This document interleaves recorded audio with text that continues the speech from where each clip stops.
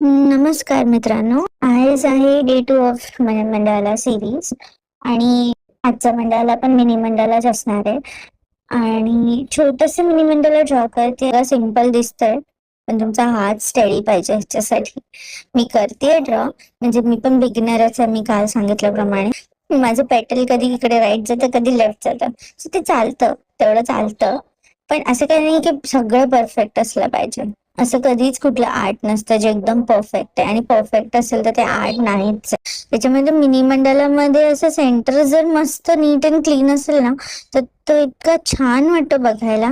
आणि त्याच्यामधून त्याचे जे पेटल्स आणि हे सिंपल ठेवले तरी ते खूप छान वाटतात. तुम्ही तुमचं डिटेल्स मध्ये ड्रॉ केलं तरी खूप छान वाटत आहे. आणि इक्वलच स्पेसिंग ठेवायची. मला तरी जमतंय आता सध्या इक्वल स्पेसिंग ठेवायला. नाहीतर पहिलं माझं एक पेटल दुसऱ्या पेटलला जॉईन व्हायचं, आणि मग थर्ड पेटल मध्ये एवढी स्पेसिंग असायची की तिथे एक माणूस झोपेल फॉर एक्झाम्पल. आणि आता जे ते कर्व्स जे मी काढते ना, ते कर्व्स साठी पहिली गोष्ट म्हणजे त्याला घाई करायची नाही.